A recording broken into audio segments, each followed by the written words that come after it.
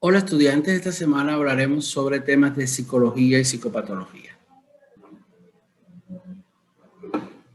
Ok, aquí tenemos un sumario de lo que vamos a hablar durante todos estos días, que primeramente la psicología y la psiquiatría son dos ciencias para un mismo sistema de órganos, la personalidad y sus componentes, las necesidades humanas, mecanismos psicológicos de defensa, conflictos intrapsíquicos y los niveles de funcionamiento.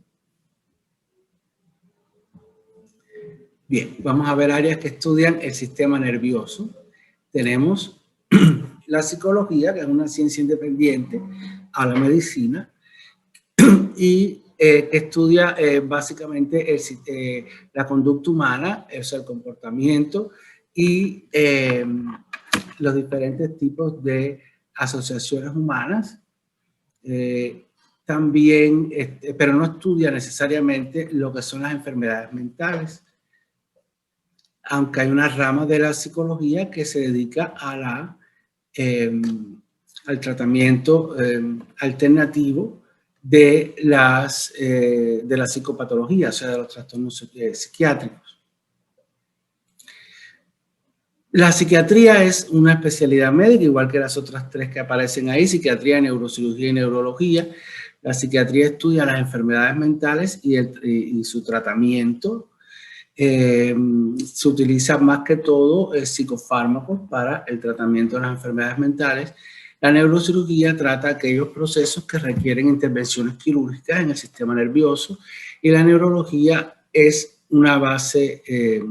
es una rama de la medicina que estudia las enfermedades mentales, pero desde el punto de vista orgánico, no necesariamente desde el punto de vista funcional como lo hace la psiquiatría.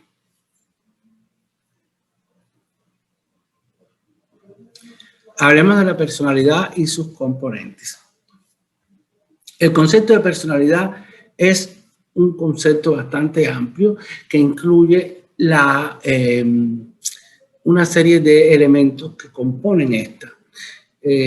Obviamente la personalidad hace que cada individuo sea diferente, aunque hay patrones que se repiten en varios de ellos y por lo tanto se puede clasificar.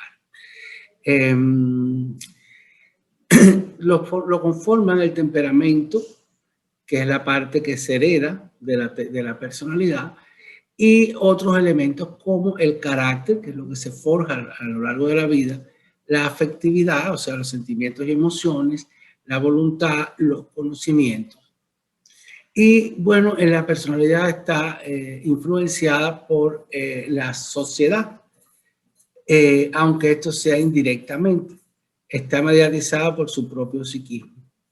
Toda personalidad tiene un grupo de rasgos que la definen. Cada quien es lo que es. Una parte de esto lo ha heredado de sus antecesores y otra parte se forma a lo largo de su desarrollo en la vida, de sus experiencias vitales y de sus relaciones con los demás.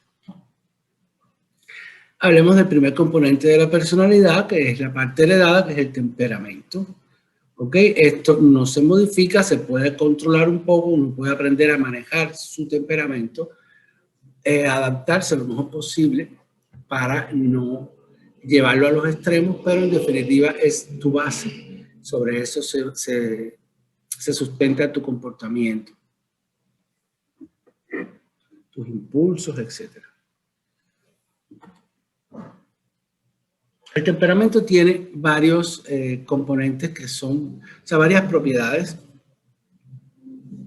que la definen: el ritmo, que es la velocidad en la que un individuo hace las cosas, planea, piensa, actúa.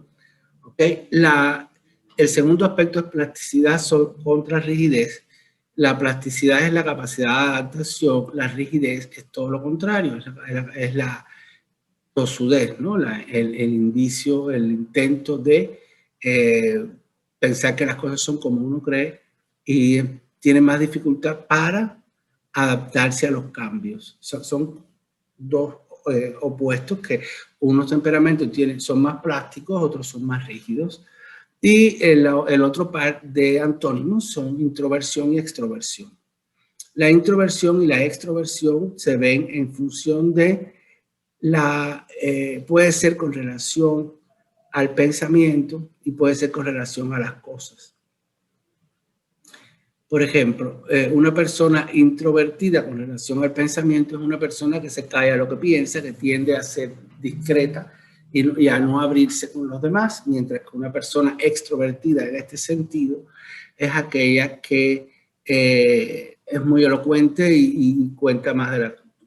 es muy fácil, es fácil que exprese lo que siente y lo que piensa, es como un libro abierto, ¿no? Pero con relación a las cosas, la introversión es cuando nos concentramos en algunos aspectos, incluso en lo que estamos pensando a lo mejor, y dejamos de percibir un poco lo que está a nuestro alrededor. O sea, hay gente que tiende a ser introvertida en este sentido, a concentrarse más en un objeto, en una cosa, en un libro, según la situación, ¿no? En un pensamiento o una idea. En lugar de estar viendo todo, sería una persona introvertida, pero una persona extrovertida sería la que no se concentra en nada porque siempre está saltando de un lugar a otro. Así que se puede ser introvertido con relación a los demás, a las personas, y extrovertido, por ejemplo, con relación a las cosas.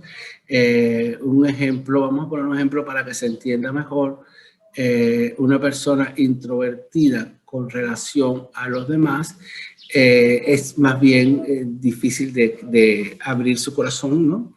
Pero pudiera que sea extrovertida y que estuviera saltando de un lugar a otro cuando se trata de su atención en el mundo exterior. Las personas distraídas muchas veces son introvertidas y es por eso, porque están en su pensamiento, concentradas muchas veces en su pensamiento y no saben dónde están paradas. ¿Okay? Mientras que el extrovertido está pendiente de todo. Hay una anécdota curiosa que representa muy bien esto de introversión y extroversión con relación a las cosas. Y vamos a suponer que dos amigos, uno introvertido y otro extrovertido, van a un museo y se separan dentro del museo, claro, porque cada cual va a un ritmo distinto. Y de momento, al cabo de media hora, llega el extrovertido y le dice al otro, ven acá, vámonos ya lo vi todo. Y dice, pero ¿cómo que lo viste todo? El hombre todavía estaba a lo mejor en la primera planta, ¿no? ¿Por qué? ¿Cuál es la diferencia? Bueno, que este introvertido había estado concentrándose en los detalles de los objetos que tenía al frente, mientras que el otro los vio superficialmente. Entonces, ahí vemos un ejemplo de cómo se puede ver en la vida práctica esto, ¿no? Yo digo que yo, desde el punto de vista con relación a las cosas, soy más introvertido porque yo nunca sé, cuando estoy manejando, dónde están las cosas, no uso un GPS. Y es que no me fijo en lo que está alrededor mío casi nunca porque estoy pensando algo, cantando, haciendo algo con la mente. Y estoy concentrado más adentro que afuera. ¿Ok? Entonces, a muchas personas les pasa, a otros no, otros están más concentrados afuera, están viendo todo lo que hay, dónde está cada cosa, y claro, saben después ubicarse mejor en tiempo y espacio. Un ejemplo. Bien, los tipos de temperamento, porque aquellos recuerden propiedades. Todos los temperamentos tienen esas propiedades. Van a tener un ritmo, o son plásticos o rígidos, o son introvertidos o extrovertidos, ¿ok? Ahora, los tipos de temperamento son estos cuatro. Esto está descrito hace muchos siglos ya. Sanguíneo, flemático, colérico y melancólico. Aquí ven una imagen antigua de los temperamentos. Y vamos a ver uno por uno sus características. El origen, fíjense, el origen está en la teoría de los cuatro humores, que fue una propuesta de Hipócrates hacia el año 400 a.C. y fue desarrollada por Galeno hacia la mitad del siglo II después de Cristo. Y ahí, este es el origen de esto. Fíjense lo viejo que esto todavía se utiliza.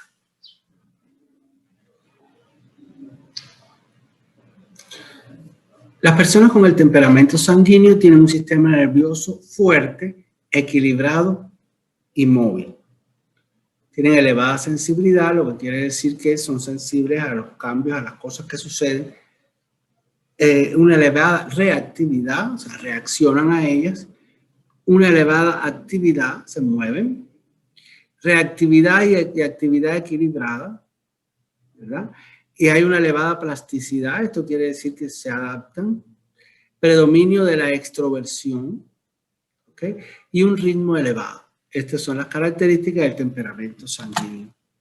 El flemático tiene un sistema nervioso fuerte, equilibrado y lento. O sea, son las dos primeras categorías. El anterior, sanguíneo, es sistema nervioso fuerte también, equilibrado y móvil. Este tiene un sistema nervioso fuerte, equilibrado y lento. Poca sensibilidad quiere decir que va a ser menos afectado por situaciones, ¿ok? Poca reactividad, reacciona poco. Elevada actividad, cosa curiosa porque ellos son lentos, pero hacen muchas cosas, son efectivos. La actividad predomina sobre la reactividad, o sea, hacen más de lo que reaccionan, cosa muy buena. Poca plasticidad, eso es lo malo, se adaptan, no se adaptan, o sea, tienen mayores dificultades para adaptarse a los cambios y a las ideas diferentes. Predominio de la introversión y un ritmo lento. El temperamento colérico es un sistema nervioso fuerte y desequilibrado. No hay equilibrio, hay poca sensibilidad, una elevada reactividad, reaccionan mucho, se mueven rápido, elevada actividad. La reactividad supera a la actividad, cosa muy mala, o sea, hablan más de lo que hacen, gritan más de lo que hacen. Rigidez quiere decir que no se adaptan para nada. Y predominio de la introversión. Aunque hablen mucho, tienden a ser introvertidos con sus cosas más íntimas, ¿no? Y el ritmo es rápido. Ahora, el temperamento melancólico es un sistema nervioso débil, ya este y el otro, que es, o sea, este es débil, acuérdense, hay dos que tienen lentitud, que tienen ritmo lento, que son los flemáticos y los melancólicos en este caso, y dos que tienen ritmo rápido, que son los coléricos y los sanguíneos, ¿verdad? Ahora, este sistema nervioso es débil, el del temperamento melancólico. Melancolía significa tristeza. ¿Ok? Son muy sensibles, reaccionan poco, sin embargo, tienen poca actividad, son rígidos, les cuesta adaptarse al cambio y hay una tendencia a la introversión y el ritmo es lento. Ahora, hablemos de las propiedades volitivas de la personalidad. Volitivo significa voluntad. ¿Ok? Bueno, aquí podemos ver personas que son independientes y otros que son dependientes. El término independiente y el término dependiente, yo creo que ellos se explican por sí solos. Una persona independiente es una persona que es capaz de tomar las decisiones propias, él mismo, y que tiene una tendencia a abastecerse a sí mismo, mientras que una persona dependiente depende de que otros, sobre todo emocionalmente, depende de que otros o que otra persona le oriente y tome las decisiones importantes de su vida. Firmeza, esto no tiene nada que ver con los temperamentos, ¿ok? Ya los temperamentos quedaron atrás, son aquellos 4 tipos. Estos son las propiedades volitivas, que tienen que ver con la voluntad de las personas. ¿Ok? Independencia contra dependencia, firmeza contra indecisión, hay quien es firme, hay quien es indeciso, perseverancia contra inconstancia, obviamente autodominio contra inseguridad. Ahora, las propiedades del carácter que expresan la actitud hacia los demás. Aquí hay una serie de propiedades que expresan cómo uno se manifiesta con las demás personas. Entonces, algunas personas tendrán unas, otras tendrán otras, o sea, una mezcla de estas, ¿ok? Bondad, sensibilidad, exigencia, insolencia, malcriadez, colectivismo e individualismo. ¿Ven? Expresan la actitud ante el trabajo. Pues hay quien ama el trabajo, hay quien es haragán, hay quien es escrupuloso, hay quien es responsable y hay quien es negligente. Expresan la actitud hacia las cosas, hay quien tiene esmero, hay quien es desordenado, hay quien es ordenado, hay quien es descuidado, está la meticulosidad y ser cuidadoso. Expresan la actitud hacia sí mismo. Hay quien es orgulloso, soberbia, ambición, amor propio, sencillez, modestia y dominio de sí mismo. Hablemos ahora brevemente de los rasgos de la personalidad. La personalidad tiene rasgos. Unas personas tienen unas tendencias diferentes que otras.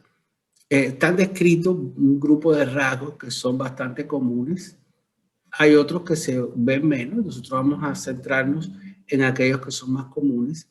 Debo decir que todos tenemos más o menos un poquito de cada uno de los rasgos y que las diferencias están en aquel o aquellos rasgos que están exagerados, o sea, que predominan en un individuo.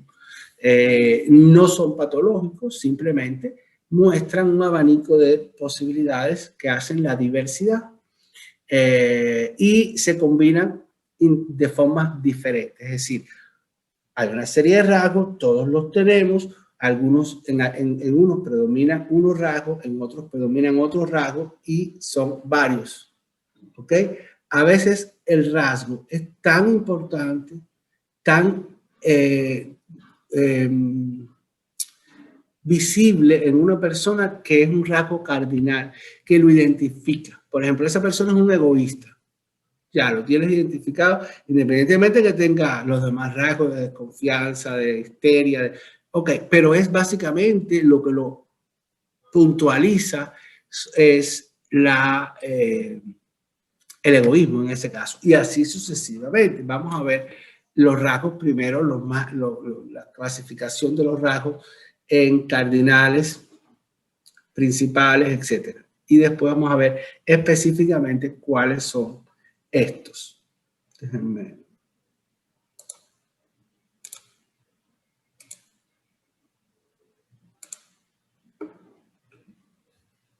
Ok, los rasgos se podrían clasificar como cardinales, centrales y secundarios. Todos debemos tener algunos cardinales, centrales y secundarios. Vamos a ver cuáles son los cardinales. Los cardinales son aquellos que son poco frecuentes, pero son tan generales que influyen en todos los actos de una persona. Oh, mira, aquí puse el mismo ejemplo que les acabo de comentar. Un ejemplo de ello podría ser una persona tan egoísta que prácticamente todos sus gestos los revelan. Los rasgos centrales son más comunes y aunque no siempre, a menudo son observables en el comportamiento. Ejemplo, una persona agresiva tal vez no manifieste este rasgo en todas las situaciones, pero es uno de sus rasgos centrales, que es agresivo.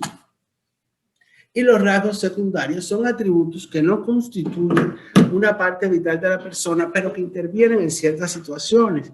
Un ejemplo de ello puede ser una persona sumisa que se moleste y pierde los estribos. No sabía que todavía eso guardado, pero de repente surge, aparece en un momento determinado. ¿Ven? Es secundario. No. Ok, vamos a hablar de las 5 grandes categorías de la personalidad. La extroversión, vamos a ver aquí qué cosa sería esa, el que se puede decir que es extrovertido tendría que tener una tendencia a ser locuaz, atrevido, activo, bullicioso, vigoroso, positivo, espontáneo, efusivo, enérgico, entusiasta, aventurero, comunicativo, franco, llamativo, ruidoso, dominante y sociable. ¿Ven? Una persona extrovertida. La afabilidad es un rasgo que implica ser cálido, amable, cooperativo, desprendido, flexible, justo, cortés, confiado, indulgente, servicial, agradable, afectuoso, tierno, bondadoso, compasivo, considerado y conforme. Dependencia. Una persona dependiente es organizado, dependiente, escrupuloso, responsable, trabajador, eficiente, planeador, capaz, deliberado, esmerado, preciso, práctico, concienzudo, serio, ahorrativo y confiable.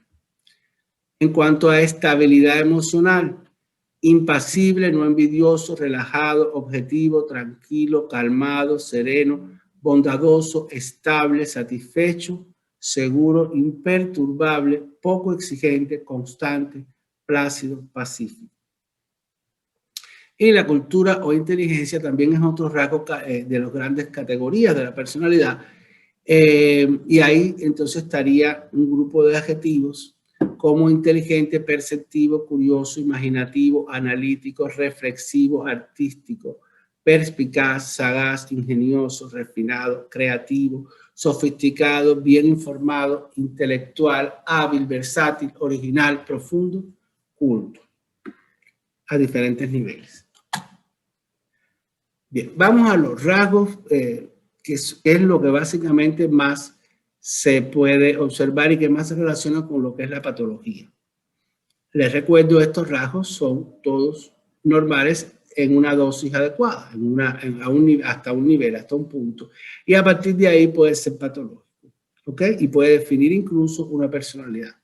También se sabe que los rasgos previos a una enfermedad mental van a coincidir en el sentido de que una persona que tenga un rasgo determinado tiende a desarrollar un tipo de enfermedad mental determinada y no cualquiera de ellas. O sea, se ha estudiado las estadísticas y se sabe que hay los rasgos, o sea, cuando tú conoces los rasgos previos de la persona, cuáles están acentuados, puedes esperar, que te ayuda a hacer el diagnóstico psiquiátrico de una enfermedad mental, porque ya sabes en qué dirección puede ir.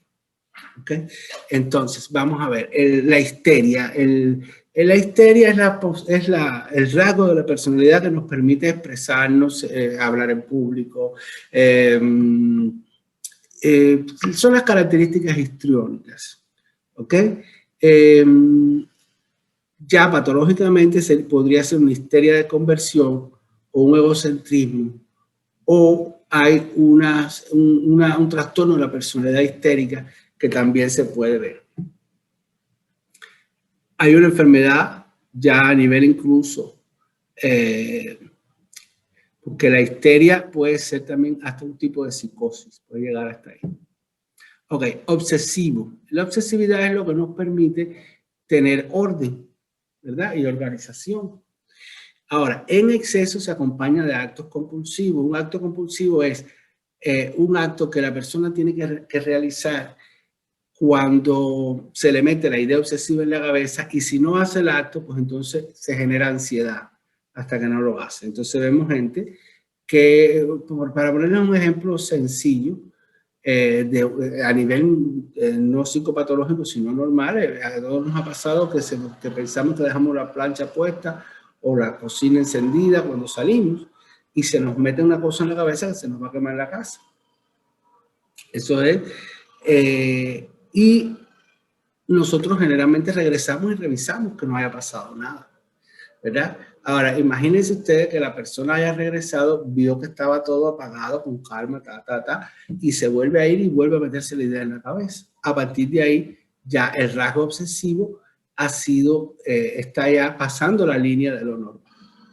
¿Ves? Porque ya tú acabas de verificarlo, es imposible. Entonces, si tú todavía te da ansiedad pensar de que dejaste la candela encendida cuando hace menos de 5 minutos has verificado que está apagada, ya ahí pudiera haber un principio de un trastorno que habría que analizar.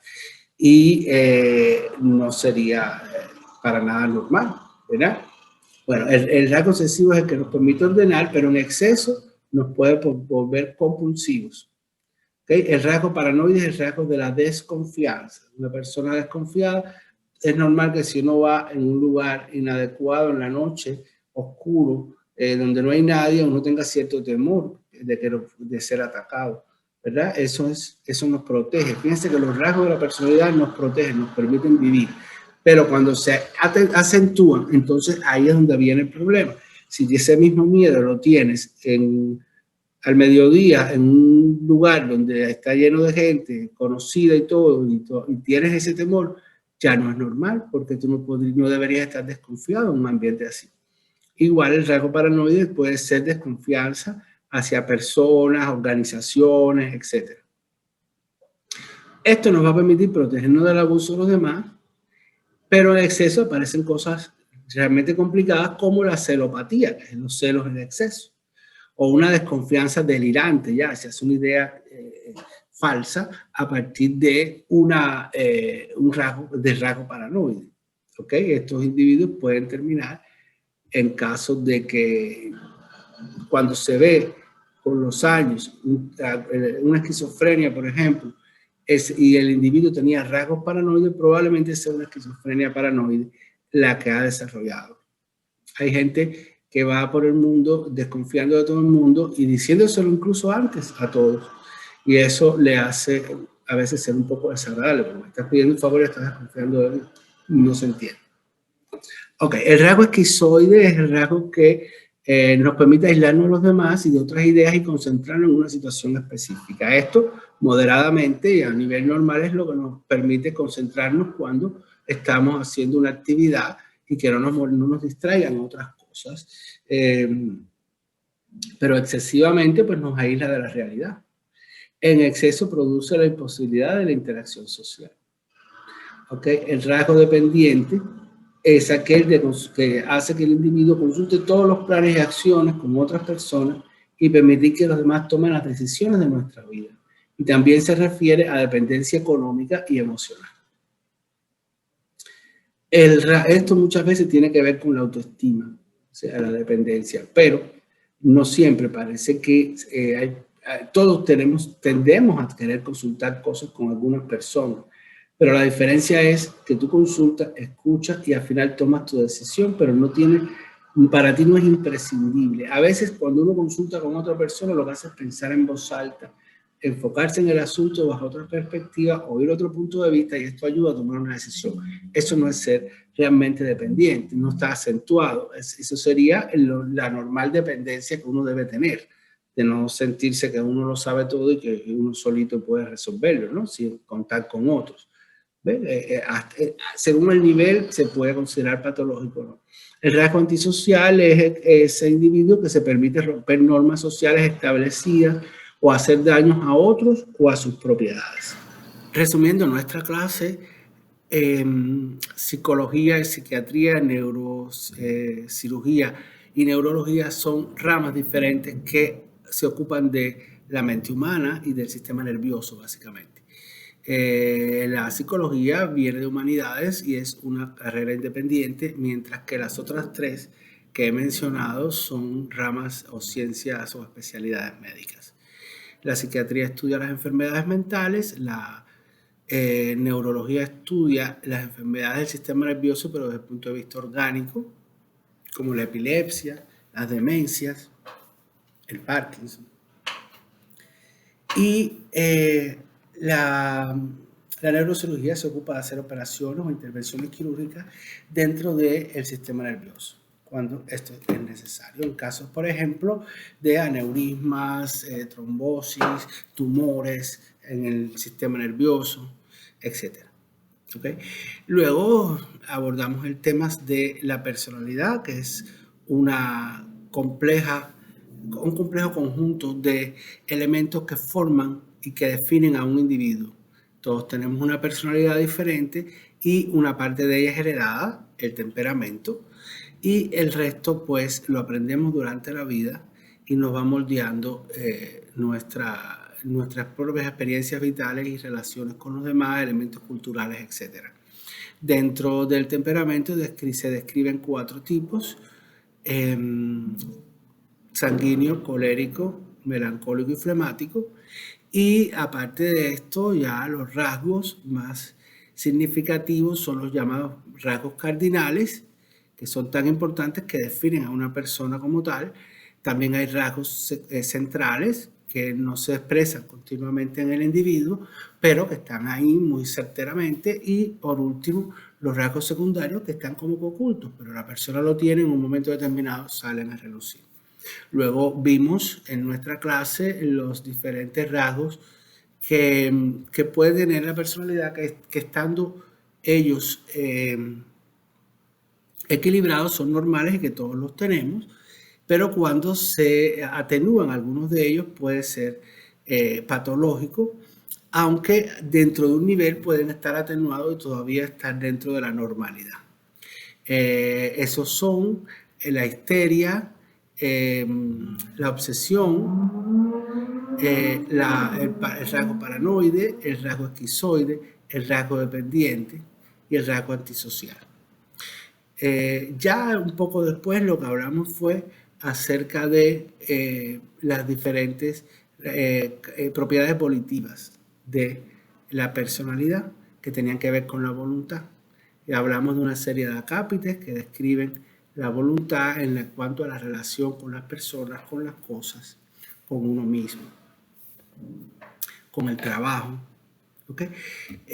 La personalidad definitivamente es algo muy importante a comprender para entendernos a nosotros mismos, a nuestros pacientes, a nuestros compañeros de trabajo, a nuestra familia, a todos los demás. Y bueno, como una introducción a las enfermedades mentales, es básico que uno conozca qué es la personalidad y estudie un poquito profundamente esto, un poquito más profundo, para poder abordar después la psicopatología. ¿Ok? Hasta la próxima clase. En nuestra próxima clase vamos a hablar del aparato psíquico que lo describió Sigmund Freud.